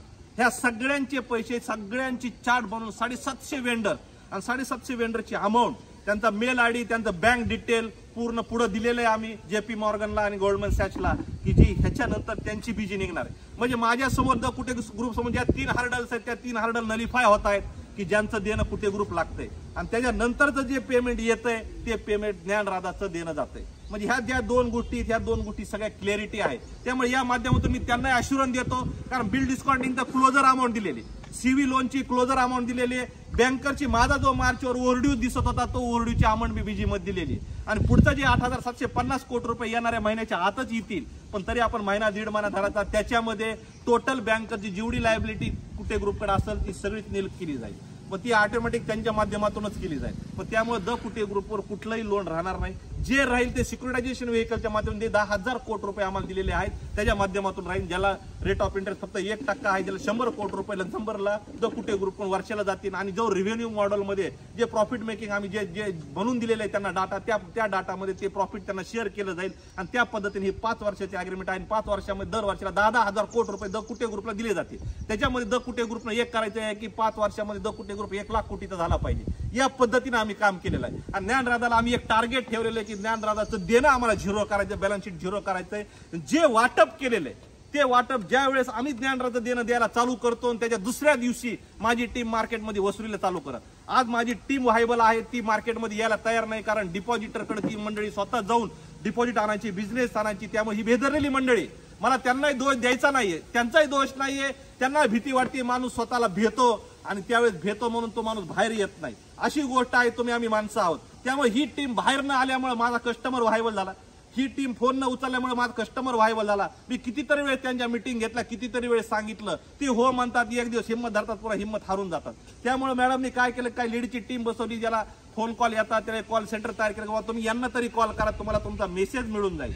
जर ही टीम ऍक्टिव्ह असती तर तुम्ही पण आता पण ज्या पद्धतीने पेन घेतला नसता. पण या माध्यमातून मी तुम्हाला विश्वास देतो की आम्ही इथं आहोत, आम्ही तुमचं देणं लागतो. माझी टीम आहे, माझी टीम बाहेर येईल, ब्रँच उघडेल, सगळ्या गोष्टी करेल. तुम्ही त्याची काळजी करू नका, कारण ज्ञानराजा ज्यावेळेस सेकंड इनिंगला बाहेर येईल तर वेगळ्या पद्धतीनं बाहेर येईल, हेही तितकंच खरं आहे. पण आज रोजी आम्ही आमचं टार्गेट ठेवलंय की देणं करी जे ज्ञानराजा आहे ते देण्याचं पूर्ण झिरो करायचंय. कारण पहिल्या दिवशी आम्ही नोटीस लावली, ज्ञानराजामध्ये कॅश रिश्यूड करायची नाही. नवीन अकाउंट ओपन करायचं नाही, नवीन पैसे घ्यायचे नाही, नवीन अकाउंटवर आरटीजीएस घ्यायचं नाही, आरटीजीएसचे फॉर्म, डिपॉझिटचे फॉर्म आणि पासबुक हे सगळे उचलून आम्ही हेड ऑफिसला जमा केले. कॅश रिसिव्ड करायची नाही. जर लोनची कॅश रिसिव्ड झाली तर कॅश हेड ऑफिसला जमा करायची. टोटल पेमेंट हे आरटीजीएसद्वारे प्रत्येक डिपॉझिटरच्या अकाउंटवर जाणार आहे. त्यामुळे कॅशचं ट्रान्झॅक्शन होणार नाही. कारण का की कॅशमध्ये प्रॉब्लेम होतो, मॅनेजरला कोणी प्रेशर केलं तो पैसे देऊन टाकतो, काहीतरी कुटाणा घडतात आणि त्याचा बॅड मेसेज आमच्यापर्यंत येतो. त्यामुळे ही पण सिस्टीम आम्ही पहिल्या दिवशी नोटीस बोर्ड ह्या सगळ्या नोटीस लावलेल्या आहेत. त्यामुळे प्रत्येकाचं पेमेंट हे आरटीजीएसनी जाणार आहे. पहिल्या दिवशी जी टोकन सिस्टीम चालू केली ती बरोबर होती, कारण त्यांनी आम्हाला डेट दिली होती. त्या डेटलाच आम्ही आनंदाने टोकन चालू केले. आम्हाला खूप बरं वाटलं. आम्ही सुस्कारा सोडलं की आता खूप आता चांगलं झालं. पण परत टेक्निकल अडचण एक येऊ लागल्या आणि आल्यानंतर वेगवेगळ्या पद्धतीचं चित्र समोर उभा राहिलं. आणि आजपर्यंतच्या इतिहासामध्ये मिनी विंटर एजन्सीनं जेवढी कामं केली त्यामध्ये पहिली केस आहे की एवढा हर्डल्स आणि एवढ्या सगळ्या गोष्टी आल्या. हे का हर्डल आल्या माहित नाही, पण हर्डल येत होत्या, प्रत्येक कामाला येत होत्या. जसं आता साहेबांनी सांगितलं, ज्ञानदादाला 6 महिन्यापासून हर्डल आहे. आताही मिटिंगला हर्डल आहे, पाऊस आला, नेट बंद होत आहे, हर्डलच चालू आहे. मग हे सत्य आहे, हे सत्य आहे. ही अशीच हर्डल चालू आहे. पण ही आता त्यांना कळलं असेल की नॅचरली हर्डल आहे, आम्ही निर्माण केलेली नाहीये. ज्ञानराजाला जी हर्डल आहे ती नॅचरल आली आहे, निर्माण केलेली नाही, लक्षात घ्या. पण त्याच्यातूनही आम्ही स्ट्रॉंगपणे उभा आहे, भक्कमपणे उभा आहेत आणि फंड्स आणलेले आहेत ना, काळजी करू नका. तुम्हाला त्रास झालाय हे मी मान्य करतो, त्याच्याबद्दल मी तुमची माफी मागतोय, वेळोवेळी माफी मागतोय, नाही असं नाही. आणि प्रत्येकाचं देणं जाणारच आहे. दिवसभरात मॅडम 100 ते 150 कॉल अटेंड करतात. मी कॉल अटेंड करत नाही. माझे नंबर जिथं ठेवले ते फोन कॉल अटेंड करतात. कारण जर मी प्रत्येकाचे कॉल अटेंड केले तर तुमचं एकाचं 10 जणांचं 100 जणांचं समाधान होईल. पण मला जे फंड उभा करायला मला फ्रंट लाईनला पुढे जायचं, मी जाऊ शकणार नाही, पॉसिबलच नाही. म्हणून ते मॅडमनी ते पूर्ण गोष्ट हातात घेतली. ते स्वतः फोन कॉल अटेंड करतात, प्रत्येकाला कन्व्हिन्स करतात, सगळ्या गोष्टी करतात. आणि त्यामुळे प्रत्येकाचं कुठेतरी समाधान होतंय, काहीतरी होतंय. प्रत्येकाला भेटी करतात, कुणाला पर्सनल भेटतात, सांगतात समजून, आणि प्रत्येकाने प्रतिसादही पॉझिटिव्ह दिलेला नाही असं नाही. मग या माध्यमातून मी जे तुम्हाला सगळ्याला विनंती करतोय की तुम्ही जो मला आतापर्यंत टाइम दिलाय तो पुढचाही टाइम मला द्या. आणि जो टाइम मी तुम्हाला मागतोय की का, तर ह्याच्यामध्ये तुम्हाला सगळे फंड्स येणार आहेत. कारण हे जी पद्धत आहे ह्या पद्धतीनं जर सांगायला गेलं त्याला वेळ कमी पडेल. हे फंड्स कसे उभा करतात, काय होतं, कशा पद्धतीने चालतं आणि कशा पद्धतीने मॉडेल तयार होतंय, याच्यामध्ये जर आपण गुगलवर चेक केलं तर बऱ्याचशा गोष्टी तुम्हाला क्लिअर होतील. आणि कुठं जर एखादी चांगली मुंबईला खूप चांगली एजन्सीत काम करतात, आमची अमन कचेरी जी आमचे चार्टर्ड आहेत अग्रवाल धावनकामध्ये, त्यांनी पण सिक्युरिटायझेशन व्हेकलमध्ये काम केले, त्यांनी पण बरेच फंड्स आणलेले आहेत. त्यांना आम्ही आज मिटिंगला बोलवलं होतं, पण त्यांनी आज झूम कॉलला आम्हाला मेसेज पाठवला, झूम कॉलला आम्ही जॉईन होतो. पण आता तेवढा टाइम नाही झूम कॉलला त्यांना जॉईन होऊन तुम्हाला सांगणं आणि त्या सगळ्या गोष्टी करणं. म्हणजे ह्या सगळ्या गोष्टीमध्ये आमची लिगल टीम आहे, आमचे लॉयर उभा आहेत, आमची एक चार्टर्डची टीम त्यांची तयार आहे की जी सगळी ही मंडळी मॉनिटर करतात. आणि आम्ही फक्त ॲज अ प्रमोटर म्हणून पुढे आहोत, प्रत्येक गोष्टीला मॉनिटर करतो. मग ह्या सगळ्या गोष्टीमध्ये सगळ्यात महत्त्वाची उत्सुकता आपल्याला जी लागलेली आहे की जी तारीख कोणती द्यायची, की आम्ही कोणती तारीख देतोय. तर माझी विनंती त्याच्या अगोदर तुम्हा सगळ्याला राहील आणि माझ्या शिष्टमंडळाला सुद्धा राहील. शिष्टमंडळाने या लाखो डिपॉझिटरचं जसं रक्षण करतायत, त्यांच्यासाठी झगडतायत, फाईट करतायत, प्रशासन त्यांना मदत करतायत. प्रशासन आमच्या आणि शिष्टमंडळाच्या मध्ये एक दुवा तयार करून डिपॉझिटरला कसे पैसे जातील त्याच्यासाठी प्रशासनही मदत करतंय. त्यांचं एकच ध्येय की प्रत्येकाचे पैसे द्यावेत. आणि त्यांनी पण ह्या पद्धतीनं उडी करून शिष्टमंडळाला आणि आमच्यामध्ये एक दुवा तयार केला आणि त्यांच्या गाईडलाईन खाली प्रशासनाच्या शिष्टमंडळ तयार झाले. पण शिष्टमंडळाला मी विनंती करतो की बाबा ह्या सगळ्या गोष्टीमध्ये तुम्ही पुढे होऊन, आमची एकच विनंती आहे की प्रत्येक कस्टमर व्हायबल होतो, पोलीस स्टेशनमध्ये जातो केस गुन्हा नोंद करायला, कुणी कोर्टात जातं गुन्हा नोंद करायला. मग ह्याच्यामध्ये काय होतं, याच्यामध्ये दिवसभरातला 50% वेळ आमचा त्याच्यामध्ये जातो, त्या पॅनिकमध्ये जातो की नाही बाबा ते झालं नाही पाहिजे, त्याला हात जोडा, त्याला बोला, ह्याला पुन्हा मध्यस्थी घाला. आणि मग काय होतं की आम्ही ज्या गोष्टीवर पुढे जातो ते माइंड कुठेतरी डायव्हर्ट होतंय आणि काहीतरी त्रास होतोय. 100% हा अधिकार तुम्हाला आहे ॲज अ ठेवीदार म्हणून की त्या अधिकार गोठवून कुणीच गुटू शकत नाही, मी तर शक्यच नाही. पण मी विनंती करतो शिष्टमंडळाला तुमच्या सगळ्यांच्या बिहाफमध्ये की ही गोष्ट मी जी तारीख देईन त्या तारखेपर्यंत आपण सगळ्याला एक शब्द द्यावा आजच्या निमित्ताने की तुम्ही कुठलीच गोष्ट कुठं जाऊ नका. कारण तुमच्यासारखं शिष्टमंडळ भक्कम ठेवीदाराच्या पाठीशी उभा आहे. तुम्हाला आम्ही वेळोवेळी सांगितलेले, प्रशासनाला वेळोवेळी सांगितले आणि तुम्हाला मी त्यांच्या सगळ्यांच्या आमच्या बिहाफमध्ये सगळ्यांच्या बिहाफमध्ये विनंती करतो. याच्यानंतर आपण सगळ्या ग्राहकांना आणि ठेवीदारांना एक विश्वास द्या की त्या तारखेपर्यंत आपण कुठं जाऊ नका, व्हायबल होऊ नका. 1 रुपया कोणाचा कुठं जाणार नाही. माझे प्लांट आजही उभा आहेत, तिथं त्या पद्धतीने उभा आहेत, हजारो कोटीचे असेट उभा आहेत. आम्ही कुठं गेलेलो नाहीत. 250 ते 300 किलोमीटर रेडियस मध्ये फिरतोय, कुठंच गेलेलो नाही, शक्यच नाही जाणं. आणि त्या पद्धतीनं सक्सेस मिळालेला आहे, फंड्स आलेले. हा या ज्या दिवशी फंड तुमच्या अकाउंटला येते त्या दिवशी तुम्हाला त्याची सत्यता कळत. पण ज्यांनी ह्या माध्यमातून ह्या फायनान्स सेक्टरमध्ये जी दिग्गज मंडळी काम करतात त्यांना द कुटे ग्रुपचे फंड दिसत आहेत, 100% त्यांना दिसत आहेत. कुठं आलेत, काय आलेत, कसे ते सगळं त्यांना दिसतात आणि ते मेसेज आमच्यापर्यंत येतात. कारण ही मंडळी त्या लेवलवर काम करतात. पण त्याच्यातून आपल्याला काम करायला मिळालं ही सगळ्यात मोठी गोष्ट आहे. याच्यामध्ये सन्माननीय उबाई साहेब, लोहिया साहेब, वकील साहेब, सावंत साहेब, आपण सगळ्याला मी सांगतो, याच्यामध्ये जी डेट आम्हाला मिळालेली आहे की ती डेट आम्हाला मिळालेली, चांगली मिळालेली, पण मी ती डेट आज देऊ शकत नाही. पण मी त्याच्यामध्ये काय ब्रिदिंग टाइम घेतलेला आहे की जो टाइम मिळावा, जेणेकरून जर त्याच्यामध्ये आणखीन 8-10 दिवस डिले झाला, काही झालं तर आपल्या हातामध्ये टाइम असावा आणि तुम्हालाही ती एक शब्द द्यायला पुढं हे राहावं. अशा पद्धतीनं 21 मेला आपल्याला सगळ्याला फंड द्यायला चालू होते आपल्या अकाउंटवर. 21 मे ही तारीख आम्ही जी काढलेली आहे की ती तारीख ह्या सगळ्या आतापर्यंतचे अनुभव घेऊन, ह्या सगळ्या गोष्टीचा अनुभव घेऊन आम्ही ही तारीख देतो आहोत. कारण आतापर्यंत आम्ही 5 तारीख दिली, त्यांनी दिली 30 तारीख दिली, आम्ही तुम्हाला 10 तारीख दिली, आम्हाला आमच्या एजन्सीची तारीख दिली 30 तारीख, त्याच्यामध्ये आम्ही एक दिवसही वाढ केलेला नाही. पण आज जी तारीख मी तुम्हाला दिलेली, तुम्हाला ते प्रांजळ मनाने सांगतो की याच्यामध्ये मी काही ब्रीदिंग टाइम ठेवलेला आहे की जो टाइम मी माझ्या हातात ठेवलेला आहे, पण त्यांनी जो मला टाइम दिलेला आहे तो टाइमाच्या ह्या टाइमाच्या कितीतरी दिवस आधीचा आहे. त्या टाइमाला माझ्या अचानकपणे तुम्हाला फंड्स यायला चालू होते. कारण सगळ्यात मोठा मला आनंद आहे की तुमचे पैसे तुमच्या अकाउंटवर त्या दिवसाच्या व्याजापर्यंत कसे जातील व्याजासहित, हा सगळ्यात मोठा आनंद मला आहे की ज्याच्यासाठी मी काम केलेलं आहे. ही सगळ्यात महत्वाची जमेची बाजू आहे. आणि हे टेक्निकली ज्ञानराजाला कसे फंड जातील, काय जातील, हे मी सन्माननीय SP साहेबांना, शिष्टमंडळाला फोनवर सांगितलेलं आहे आणि त्या दिवशी त्यांना ब्रीफ पण केलेलं आहे की कशा पद्धतीने हे फंड्स येत आहेत आणि कशा पद्धतीने 10,000 कोटी रुपये येऊन त्यातून ज्ञानराजाला कसे जातील ॲज पर नॉर्म्स प्रमाणे, इंटरनॅशनल लॉज आणि इंडियन आपले डोमेस्टिक लॉज प्रमाणे आणि आपल्या सगळ्या ह्याच्या पद्धतीने हे सगळे फंड तिथपर्यंत जात आहेत. या माध्यमातून सगळे टॅक्स डिपार्टमेंट हे सगळ्या गोष्टीचं गृहीत धरून वेगवेगळ्या एजन्सीज काम करतायत. त्या एजन्सीजला मॅपिंग करून ह्या सगळ्या गोष्टीचं एक व्यवस्थित पद्धतीने मॅपिंग करून ते फंड्स आपल्यापर्यंत येत आहेत.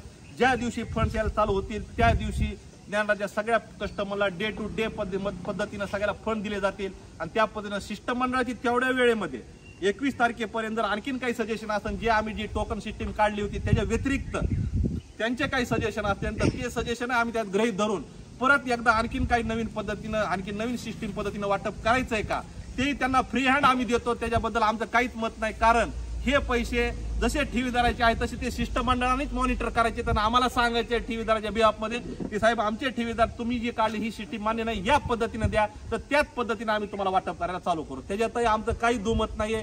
कारण आम्हाला ते पैसे सगळे तुम्हाला द्यायचे, तुमची सगळी लिडरशिप यांच्याकडे आहे. तर यांनी आम्हाला सांगायचं की सर या पद्धतीनं असं पद्धतीने चेंजेस करा आणि या पद्धतीने आम्ही 100% ते चेंजेस करू आणि त्या पद्धतीने सगळ्यांना आम्ही ते फंड देऊ. त्याच्याबद्दल काही दुमत नाही. पण माझे हात जोडून तुम्हाला सगळ्यांना विनंती आहे की तुम्ही 6 महिने आमच्यावर विश्वास ठेवलाय. आज तर इतकं मोठं शिष्टमंडळ स्ट्रॉंगली उभा आहे, तर 1 महिना एवढा 21 तारखेपर्यंत विश्वास ठेवा. कुठेही जाऊ नका, कुठेही पॅनिक होऊ नका, कुठल्याही लिगल ऍक्शनकडे जाऊ नका. म्हणजे आणखीन आम्हाला खूप चांगल्या पद्धतीने याच्यामध्ये फ्रेश माइंडनं काम करता येईल आणि त्या पद्धतीनं आम्ही जसं शिष्टमंडळाला तुमच्या बिहाफमध्ये हा 21 तारखेचा शब्द देतोय तसं शिष्टमंडळाने आम्हाला तेवढाच एक शब्द द्यावा की जेणेकरून आम्हाला मोकळ्या मनानं आणखीन जोमाने त्यांना प्रेशर करून काम करता येईल आणि सगळ्यांचे एफर्ट्स लावता येतील. कारण का की आज फॅमिलीचा प्रत्येक मेंबर त्याच्यासाठी झटतोय की कसं मला वेळ मिळेल, मी कसा फ्री राहील की जेणेकरून मी ते फंड्स आले. बरेचसे प्रॉब्लेम माझ्यापर्यंत येत सुद्धा नाहीत. कारण का की त्यांना त्यांच्यापर्यंत नको प्रॉब्लेम न्यायचे, म्हणजे त्यांचं फ्री माइंड राहावं आणि त्या फंड्स पर्यंत जाऊन त्यांना त्या मीटिंग अटेंड करता यावं. असे कितीतरी लोक आहेत, कितीतरी मंडळी आपल्या ह्याच्यामध्ये मदत केलेली आणि कितीतरी ब्रँच लेवलवर खूप सन्माननीय मंडळी आहे की ज्यांनी आमच्या पाठीमागे राहून प्रत्येक कस्टमरला थांबवलेले. माझी त्यांनाही हात जोडून विनंती की त्यांनी परत ऍक्टिव्ह फेज मध्ये यावं आणि प्रत्येकाला आमच्या बिहाफमध्ये शब्द द्यावा की तुम्ही थांबा. आपल्याला 21 तारीख दिलेली आहे, त्या तारखेपर्यंत आपण आणखीन दम धरला पाहिजे. कारण आपण कुठंतरी चांगलं काम केलेलं आहे, कुठंतरी आम्ही सोशल ऍक्टिव्हिटीमध्ये चांगलं काम केलेलं आहे, कुठंतरी बिझनेसमध्ये चांगलं काम केलेलं आहे. तर त्या सगळ्याचं कुठंतरी एक मोजमाप धरावं आणि 21 तारखेपर्यंत आपण त्याची तरी एक व्हॅल्यू पकडून आम्हाला वेळ द्यावा.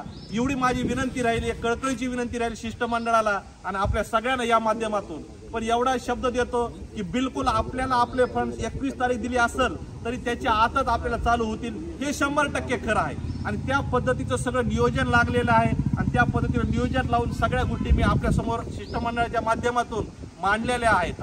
त्यामुळं आपण याच्यात निश्चिंत राहावं. फंड द कुटे ग्रुपमध्ये येत आहेत, द कुटे ग्रुप ज्ञानराजाला फंड देत आहे, ते देतानाही ते आपल्या सिस्टीमनं जाणार आहेत आणि एकदम फ्लुएंटली जाणार आहेत. त्याच्यामध्ये कुठलाही आडकाठी राहिलेला नाहीये. ही मी गोष्ट परत एकदा आपल्या समोर, जे ज्ञानराजाचं जे लोन्स आहेत, ज्या गोष्टी आहेत, ज्यांना शक्य आहे त्यांनी ताबडतोब भरायलाही चालू करावं.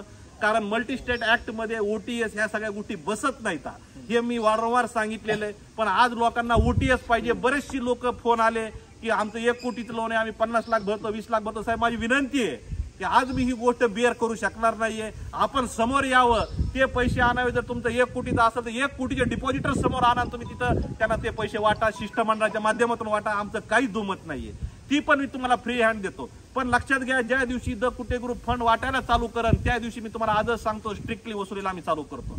पण त्यावेळेस आम्ही शिष्टमंडळाचीच मदत वसुलीला घेणार आहोत, कारण त्यांना आमच्या बरोबर यावं लागेल वसुली करायला. म्हणजे ही पण गोष्ट आम्ही तितकीच मानतो, कारण आम्ही द कुटे ग्रुपची इन्व्हेस्टमेंट ज्ञानराजामध्ये करतो, तर ज्ञानराजाला उद्या आमचंही देणं आहे ना, तेही द्यावं लागेल ना परत. तर ह्या दोन्ही गोष्टी त्याच्यामध्ये आहेत. पण आज दोन्हीकडे आजही लिडरशिप माझी असल्यामुळं माझं कर्तव्य आहे की मला ज्ञानराजा 1-1 रुपये देऊन मला बाहेर काढा निघायचंय. माझी ज्ञानराजाची बॅलन्स शीट मला 0 करायची आहे. म्हणजे मला माझ्या पद्धतीने बिझनेसमध्ये जे पॅशन घेऊन आम्ही उतरलो, ज्या आज हजारो लोकांना नोकऱ्या दिलेल्या आहेत, याच्यामध्ये ज्यावेळेस लक्षात घ्या, एक चांगली गोष्ट आहे की याच्यामध्ये जे पुढचे फंड्स येणार आहेत त्या फंड्समध्ये हजारो लोकांची एम्प्लॉयमेंट आणखी नवीन जनरेट होणार आहे की ज्याच्यासाठी आपण काम केलेलं आहे. त्यामुळे ह्या ठेवीदारामध्ये मुलांना, त्यांच्या मुलींना इथं जॉब मिळतील आणि चांगल्या पद्धतीने मिळतील. आजही आपण चांगल्या पद्धतीने पॅकेज दिलेले, चांगल्या पद्धतीने पेरोल मेंटेन केलेला आहे आतापर्यंत. याच्यामध्ये पण 6 महिन्यामध्ये आमच्या टीम व्हायबल झाली, सॅलरी बद्दल व्हायबल झाली, सगळ्या गोष्टी झाल्या. त्यांनाही या पद्धतीने सगळ्याचे फंड जाणार आहे, त्यांनी पण काळजी करायची गरज नाही. त्यांचा 1-1 दिवसाचं पेमेंट त्यांनाही जाणार आहे. या सगळ्या माध्यमातून मी ह्या सगळ्या गोष्टी आपल्या समोर मांडत आहे की जेणेकरून याच्यामध्ये आणखीन काही गोष्टी राहिल्या असतील तर त्याच्यामध्ये सगळ्यात महत्वाचा मुद्दा आहे की चेकचा आहे, की तो सगळ्यात महत्वाचा आहे. 15 तारखेचे चेक आम्ही आपल्याला इश्यू केले होते, ज्याच्यामध्ये उद्याची 15 तारीख आहे की जी 15 तारीख आम्ही तुम्हाला चेक दिली होती. पण तेवढ्या वेळामध्ये फंडची तारीख आपली 21 तारीख जात आहे. तर आपल्याला शिष्टमंडळाच्या माध्यमातून आपल्याला आम्ही विनंती करतो की आपण चेक लावू नका.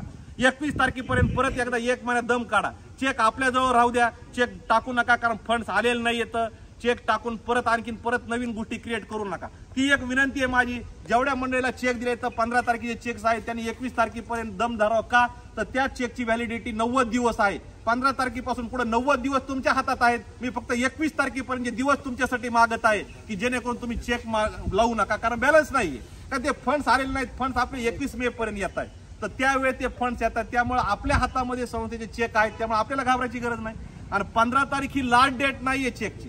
15 तारखेनंतर 90 दिवस आपले चेक चालतात, त्यामुळे ती लास्ट डेट तुम्ही गृहीत धरू नका. तेही मी तुम्हाला क्लॅरिटी देतो. त्यामुळं चेकही आपण टाकू नका. चेक टाकून बाउन्स होईल तर परत घाबरायची गरज नाही. परत बाउन्स झाला तर परत तुम्ही 138 केस साठी परत कोर्टात जातात, तर परत त्या गोष्टी होतील. तर त्याच्यासाठी मी शिष्टमंडळाला त्याची गॅरंटी देतो की 21 तारखेला चेकवाल्याचे पैसे त्याच दिवशी आम्ही तुम्हाला डिस्बर्स करू, तुम्ही त्याची काळजी करू नका.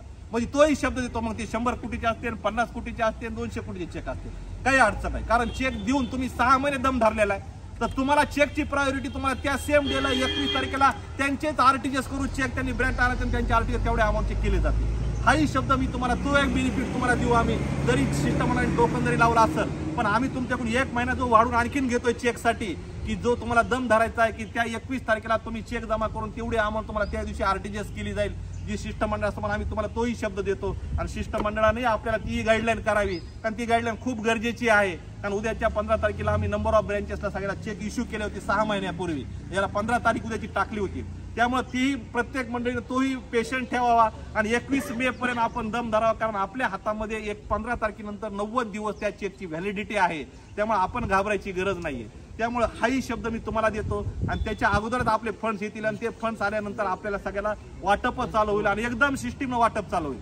आज टीम ब्रँच ओपन करायला तयार नाही. आपल्याला वाटतं ब्रँच ओपन करावा, टीम घाबरलेली आहे, सगळ्या गोष्टी झालेल्या आहेत. आम्हाला सन्मानित शिष्टमंडळाने बऱ्याचदा आम्हाला फोर्स केला आणि आम्हाला संरक्षण द्यायचा प्रयत्न केला. त्यांनी पण काही ठिकाणी मिळतंय, काही ठिकाणी मिळत नाही. मग ती टीम भीती, कुणी येत नाही, कुणाचे फॅमिली मेंबर त्यांना येऊ देत नाही. त्यांची इच्छा आहे की ज्या संस्थेनं त्यांना इथपर्यंत मोठं केलं, सगळ्या गोष्टी केल्या टीमला, त्यांची ती पण इच्छा आहे की आपण परत संस्थेला आजच्या कंडिशनला संस्थेच्या मागे उभाच राहिलं पाहिजे. आणि त्यांची इच्छा आहे, सगळ्या टीमची आमच्या इच्छा आहे की संस्थेच्या मागे आपण उभा राहिलंच पाहिजे. पण त्यांना कुठंतरी मनात भीती वाटते, त्यांच्या फॅमिलीला भीती वाटते. ते भिवून परत व्हायबल होतात आणि चुकीचा मेसेज देतात. कारण अंगावर कुणी आलं तर सरळ मॅनेजमेंटच्या नाव टाकून देतात. जसं मालकाचा दुकानातला मुनीम असतो, त्याच्या अंगावर आलं की तो मालकावर टाकून देतो, मालकाची निगेटिव्हिटी सांगून टाकतो. तसं असतं या संस्थेमध्ये सुद्धा. त्या टीमवर आलं की टीम डायरेक्ट मॅनेजमेंटच्या अंगावर टाकून देतील. मग तो निगेटिव्ह मेसेज होतो. मग डिपॉझिटरला वाटतं यार यांचीच माणसं तुमच्याबद्दल निगेटिव्ह बोलतात म्हणजे नक्की असंच आहे असं नाहीये. परिस्थिती तशी आहे की त्यांना ती निगेटिव्ह बोलायला भाग पाडते. जसे पिग्मी एजंटचे प्रतिनिधी इथं आहेत, चांगली गोष्ट झाली की तुमच्याबरोबर शिष्टमंडळात पिग्मी एजंटला तुम्ही सामील केलं. पिग्मी एजंटला वेळोवेळी आम्ही मिटिंग घेतल्या, अश्युरन्स दिलेला आहे, सगळ्या गोष्टी आम्ही त्यांना सगळ्या गोष्टी ॲज अ फॅमिली मेंबर म्हणून दिलेलं आहे. आज पिग्मी एजंट ही संकल्पना ॲज अ बँकर्स म्हणून चेअरमन साहेब इथं बसलेले, त्यांना माहिती आहे की पिग्मी एजंट पार्ट असा की तो संस्थेला बँकरला प्रॉफिटेबलच नाहीये. पण आम्ही एक वेगळ्या माध्यमातून सोशल ऍक्टिव्हिटीच्या माध्यमातून सगळ्या पिग्मी एजंटला सांभाळलेलं आहे, पण त्यांना अदर ऍक्टिव्हिटीमध्ये आम्ही इन्व्हॉल्व केलं. अदर ऍक्टिव्हिटी बिझनेस वाढवण्यासाठी या सगळ्या गोष्टीमध्ये पिग्मी एजंटचा वापर केला, त्याला इन्व्हॉल्व केलं आणि त्यांना एक फॅमिली पार्ट म्हणून आमच्या बँकेच्या टीम सारखं इन्व्हॉल्व केलं आणि चला एक आपल्यातले टीम मेंबर आहेत अशा पद्धतीने आम्ही त्यांना सांभाळलेले आणि आजपर्यंत त्यांना चांगलंच मानधन मिळालेलं आहे. शिष्टमंडळाला आम्ही सांगतो त्यांनी बिझनेसच चांगला केलेला आहे. त्याच्यामध्ये पण पिग्मी एजंटमध्ये एवढे ड्रॉबॅक्स आहेत की ते ड्रॉबॅक्स फक्त मंथ एंडला कमिशन काढायच्या टायमालाच येतात. पण त्यावेळेस त्याच्यातून आम्ही वेळोवेळी प्रत्येक पिग्मी एजंटला आम्ही समजून सांगितलेलं आहे की बाबा असं करू नका, तुम्ही शेवटच्या 10 दिवसात फंड टाकता, तुम्ही तुमचं बघतात पण संस्थेचं हित बघा, त्यांचं नुकसान होतंय. मग हे दरवेळेला त्याही गोष्टी आम्ही त्यांना ब्रीफ केल्या जातात. प्रत्येक पिग्मी एजंटचा दरवर्षी आम्ही मेळावा घेतो, स्नेह मेळावा. त्यावेळेस सगळ्या पिग्मी एजंटला पूर्ण आम्ही स्वातंत्र्य देतो, त्यांच्या हाताने दीप प्रज्वलन करतो, त्यांना बोलायला लावतो, त्यांना मान सन्मान देतो, आम्ही फक्त मागं उभा असतो. हेही पिग्मी एजंटनी सगळ्यांनी पाहिलेले आणि ह्या क्रिटिकल कंडिशन मध्ये सुद्धा पिग्मी एजंटला आम्ही वैयक्तिक भेटलेलो, व्हिडिओ कॉलच्या माध्यमातून भेटलेलो. मॅडमनी स्वतः त्यांना ब्रीफ केलेलं आहे. पण त्यांनाही वाटतं की आज सगळे पैसे मिळत हे बरोबर आहे, डिपॉझिटला जसं वाटतं तसं त्यांनाही वाटतं. पण त्यांच्याही पैसे जेवढे कस्टमरचे आहेत ते सगळे पैसे त्यांनाही त्यांच्या कस्टमरचे मिळतील. त्यांचंही जे कमिशन संस्थेकडे पेंडिंग असेल तेही त्यांना मिळेल. निश्चित त्यांनाही त्रास झालेला आहे, सगळ्याला त्रास झालेला आहे आणि आम्ही पण त्रास भोगतोय नाही असं नाही, बिलकुल नाही. आज आम्ही पण त्रासामध्ये आहोत, पण आम्ही प्रत्येक गोष्ट कशी डिपॉझिटरला जाईल त्याचा विचार केलेला आहे. माझं शिष्टमंडळाला विनंती आहे की प्रत्येक टीम प्लांटवर जाते, प्लांट बंद पाडते, अनेक अडचणी उभा करतात. शिष्टमंडळाला माझी विनंती आहे की आपण ठेवीदाराला सांगा कुठंच 21 तारखेपर्यंत जाऊ नका, कुठल्याच आमच्या प्लांटला जाऊ नका. 2 दिवसापूर्वी डेअरी प्लांटला बसले होते, खूप आम्ही विनंती करून तिथं लोकांना बाहेर काढलं, कारण लोकांना त्रास होतो. आम्ही त्यांना म्हणलं मध्ये येऊन बसा, ऑफिसमध्ये बसा, जेवायची व्यवस्था करू, ते उठत नाहीत, गेटवर बसा उन्हात, खूप वाईट वाटतं याच्यामध्ये. मग याच्यामध्ये माझी म्हणणं एकच आहे की काही लोकांना माझी विनंती आहे की जरूर आपण लिडरशिप करा, सगळं करा, पण इथं आम्ही देणं लागतो ज्ञानराजाचे, आम्ही पुढे आहोत, आमची इच्छा आहे ज्ञानराजाच द्यायची. त्यामुळे तुम्ही इथं पुढे येताना एकच विचार करा की हे जे ठेवीदार आहेत यांचं कल्याण झालं पाहिजे, यांच्यामध्ये पॉझिटिव्हिटी कशी वाढली पाहिजे, याच्यासाठी तुम्ही काम करा. निश्चित हा प्लॅटफॉर्म कोणता नाहीये की जिथं लिडरशिपनं पुढे आलं पाहिजे त्याचं नाव होईल, बिलकुल नाही. कारण आम्ही पुढे आहोत, आमची इच्छा आहे द्यायची सगळ्यांचं आणि हे शिष्टमंडळ तयार झालेलं आहे. त्यांची पण इच्छा आहे की डिपॉझिटरला पैसे जावेत, ते त्यांच्यासाठी झटतायत, बाकी त्यांच्या मनात दुसरं काही नाही. तर प्रत्येक तहसील लेवलला जिथं ब्रँच आहे तिथल्या प्रत्येक प्रतिनिधीला, प्रत्येक डिपॉझिटरला माझी विनंती आहे की आपण एकमेकाला पॉझिटिव्ह सपोर्ट देण्यासाठी जरूर काम करा. माझं म्हणणं एवढंच आहे. ज्यावेळेस तिथं मंडळी आली होती त्यावेळेस मी त्यांना वैयक्तिक फोनवर बोललो, कोण होते मला माहित नाही, पण मी त्यांना म्हणलं साहेब तुमचे माझ्याकडे 1000 रुपये फक्त 1000 रुपये, तुमचे 40,000 होते, तुम्ही महाग लागून 40,000 काढून घेतले, 1000 ठेवले आणि 200 लोकांना विटीत धरलं, उन्हात बसवलं. आज तुम्ही आज माझ्या एसी मध्ये बसून केबिन मधून मला माझ्या फोनवर बोलतात, हे बिलकुल चुकीचं आहे, हे मला मान्यच नाही.